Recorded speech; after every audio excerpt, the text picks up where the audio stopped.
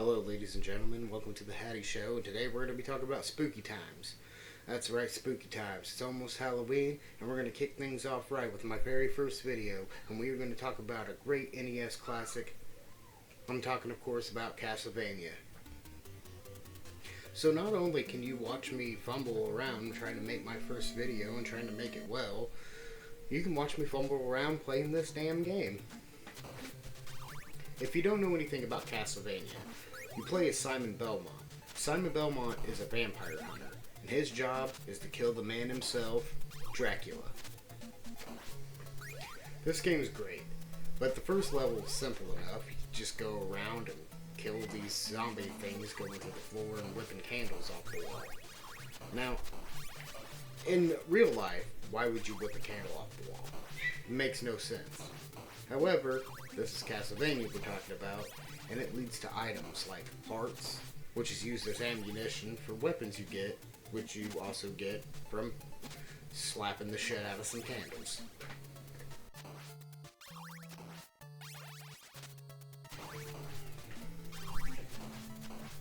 So here we are at the boss now, a giant bat.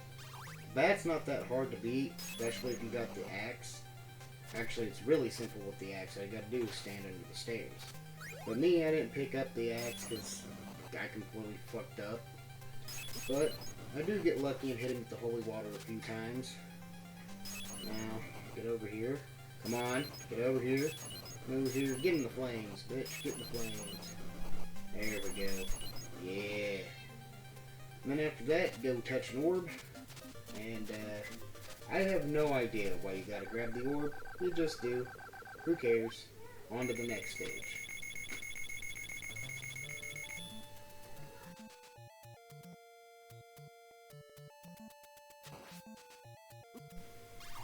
This next stage is really where the game's difficulty kind of kicks into another gear.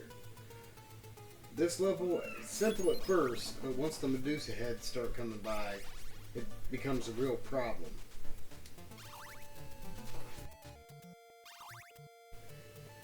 I played this game a lot in my life. I beat it a few times, so I got pretty good at dodging them. But if this is your first time, you're going to have trouble with it. Especially if they happen to fly and hit you right into a pit. Because each hit knocks you back, and most times knocks you back into death. Eventually you come to a long hallway full of Medusa heads. I got pretty good at dodging them, but still, I get hit on occasion. And the next boss is actually a giant Medusa head. I think it's supposed to represent Medusa herself, but I'm not really sure. And if anybody can explain that to me, that'd be great. Anyway, all I do is I use the stopwatch to just beat the shit out of her face. She's a really easy boss, almost as easy as the first one. Just destroy her, grab the orb, and move on to the next stage. And it gets harder and harder from there. Now we got to the hunchbacks, and these are the worst part of the game. Honestly, a lot of people have problems with the Medusa heads, and I can see why, but this is actually the worst part of the game. I absolutely hate these things. They're the bane of my existence. They just jump over you, they come and attack you, they jump over you, they come and attack you. I fucking hate these things. Now remember how I said the thing about the hunchbacks being like the worst part of the game? Well, this here is proof that they are the worst parts of the game. They come riding in on harpies or some kind of fucking bird. I don't know. All I know is that they drop down and they come in endless droves. I'm telling you, it is the worst part of the game. And it's a game that almost makes me knock it down a few points. But with some precision and some practice, it's still fucking hard, but you can manage to get through it.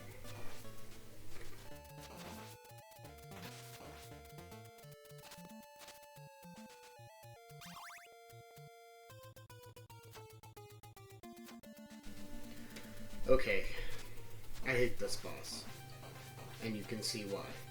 I died many times. Eventually, I got it, but I died many times. Fuck the hunchbacks.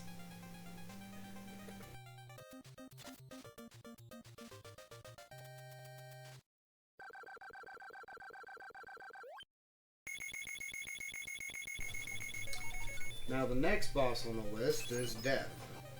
I know I skipped through a lot of the last stage, matter of fact almost all of it, but that's because it was just, you don't want to see it. It was awful. I died several times leading up to this boss, and I died several times on this boss. And honestly, I just got lucky. And I just stun locked him into place. Oh. I hope I have an easier time with Dracula.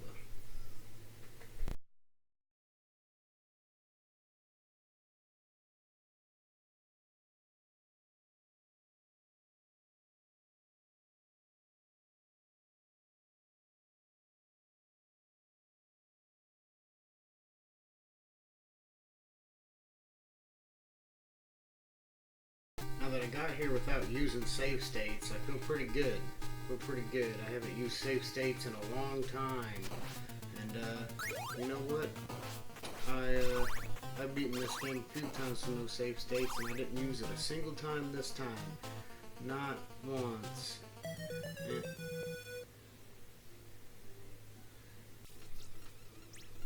Alright guys, I've been using save states on the last level.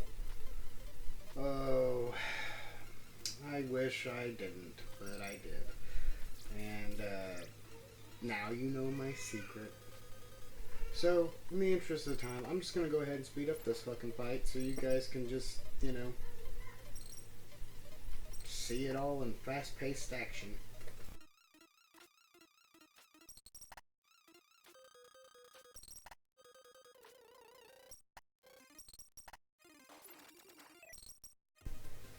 So Dracula's final form isn't really that hard. With the holy water, you can pretty much stun lock him into place and just have at it. However, I did end up dying. I got shot once doing the fast forward there. And, look, I mean, I'm usually against using save states, but I wanted to get this damn video out. You know, I wanted to get in the spirit of Halloween. Everybody, you know, starts celebrating Halloween early. Well, damn it, I do too. I want to do it, so I wanted to get this video out there. So yeah, I use save states on the boss fight, and you know, it's a great game, and I love it. And that's all there is to say. That's my final thoughts. That's my final words. Is that if you've never played Castlevania before, play it. It's frustrating. But with that frustration comes a genuine love. The feeling you get when you finally defeat a boss that you've been stuck on, or defeat the game, for that matter, is a feeling that I'll never forget. And the atmosphere of this game is just awesome. So, check it out.